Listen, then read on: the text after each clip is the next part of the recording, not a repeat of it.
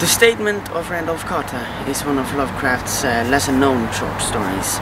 It revolves around the titular Randolph Carter and his best friend and or scientific partner, Holly Warren, as they dig up some ancient sepulchre and find abomination of an eldritch horror within.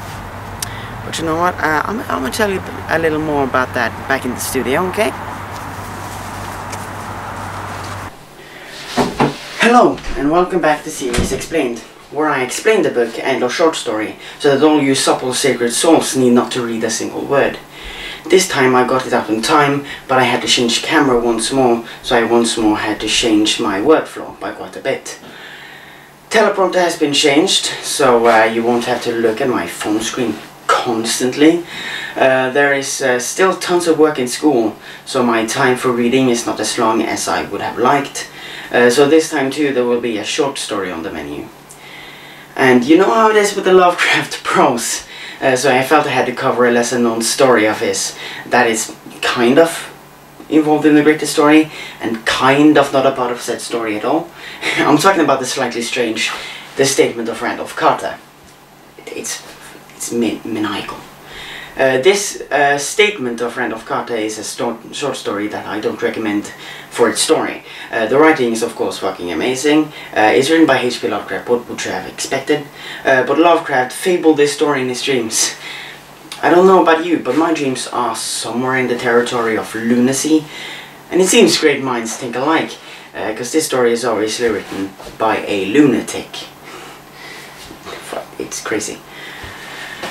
The main story is of Randolph Carter trying to explain the disappearance of his friend, even though he has suffered brain damage, and has next to no recollection of the night his friend disappeared. I want everyone to be conscious of the fact that he is making a statement based on erroneous knowledge.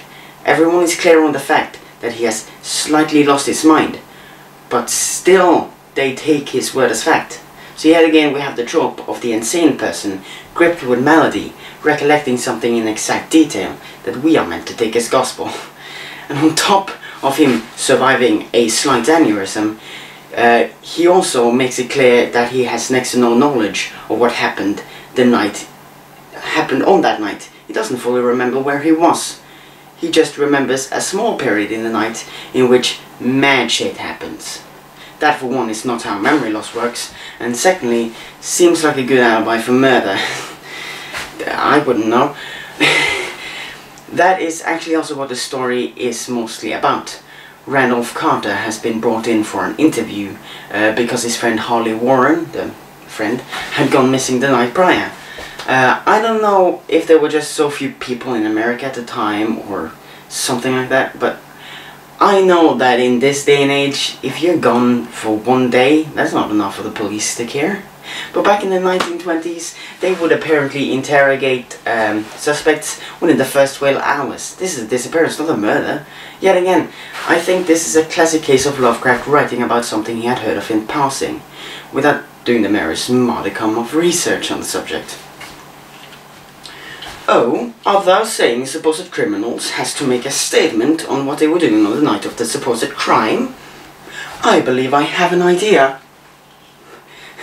He does this repeatedly in most of his stories, which is, as well as making it severely clear he doesn't live in this century, definitely an important part of the feeling of the Lovecraft prose. The difference between this story, as opposed to, for instance, The Color Out of Space, is that he manages to sell the whole happenstance because he doesn't actually explain something he doesn't understand. The police statement part of the story, even though it is the namesake of the story, is very much in the background. There are more or less 4 lines in the almost 5-page long story that alludes to the story being told as a statement, which is kind of fun.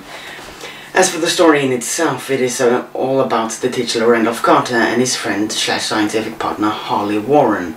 Holly Warren had recently read great parts of some arcane book, possibly the Necronomicon, and because of his then gained knowledge, he seemed to be certain that there were an important discovery to be found beneath a cemetery in New England. that this arcane book, written long before America were found, had any slight inkling of knowledge on the grounds of New England are certainly unlikely. The two men arrive at the cemetery, and this is also where Randolph first remembers anything at all, since he doesn't recall how he got there nor where it is, and they start talking about what they are planning to do. What that is, to be exact, is go up to a sepulchre and start digging up someone's grave. After a good time of digging, they hit solid rock. Said rock is an immense slab, which was more than likely placed there so that people would stop desecrating the grave. But Randolph doesn't care about that, so he and Holly Warren remove the big slab and gaze down into what is more than likely a family crypt. But they aren't done desecrating, so... Oh, hey, Holly. How's it going? You told me that I should tell them to stop watching the video now if they don't want to have the book spoiled. Ah, okay, I understand. This is where we get into spoiler territory, so if you want to start reading and think this very short story is a good place to start, I would say you should turn away now before we start talking about endings and eldritch alien gods. If any of you are interested in reading and are having troubles to find a book online, I will have links in the description and in the pinned comment below. But let's get back into the story. Well, as I was saying, the desecration gang wasn't done desecrating, so they set up a good old portable telecommunicator, and Harley found himself a powerful flashlight. Harley then said that Randolph had to stay on the surface while Harley were going to desecrate in more detail. Harley then started to encroach on the crypt's private space, whilst also constantly updating Randolph on the surface. After Harley had gone for a little longer than what seems likely for a good old family crypt, he called up to the surface that he could see something utterly monstrous, terrible and unbelievable, that he also couldn't describe and that were beyond thought. I'm pretty certain monstrous, terrible and unbelievable are both some adjectives and pretty good descriptors, and thusly easily describable and within thought. Harley then tells Randolph to close up the hole down to the crypt and run. Warren repeats this a few times before he fucking dies. Randolph, still not understanding the gravity of the situation, doesn't close the crypt and instead shouts into the phone that Warren needs to get out, even though, you know, he is dead. He finally grasps that Warren has perished when the monstrous, terrible and unbelievable thing speaks into the phone that, "You fool, Warren is dead." The story is better written than Dagon, but also has a severe lack of story.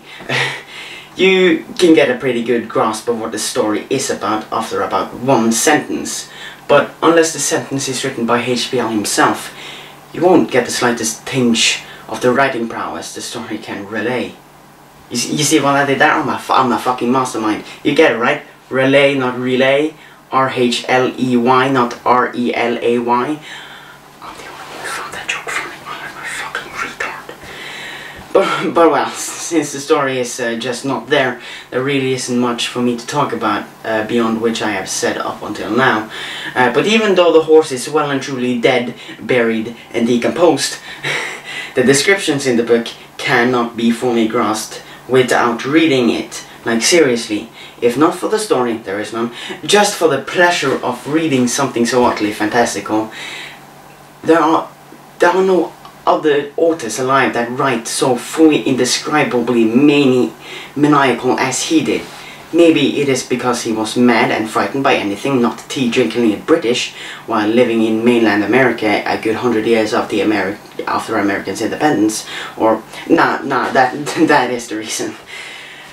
This episode was really quite quick to make, possibly because the story is I was covering had no story, but I also just think it is my setup allows for quick filming and fewer rants lasting for 30 minutes needing to be edited.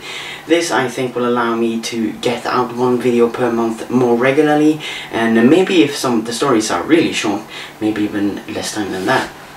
I hope that you enjoyed the video. If you did, subscribe, there will be more like it. If you didn't like it, you wouldn't be seeing this now, so I don't think I need to speak to that part of my viewer base. I've made a website where you can read my scripts and point out all the grammatical errors, and I am thinking about starting a live streaming channel where I, stream the process of making the reviews. A like would be appreciated, and comment if you have any special wishes when it comes to book choices. Thanks for watching. Fuck, I did it again. The review is as long as the fucking book.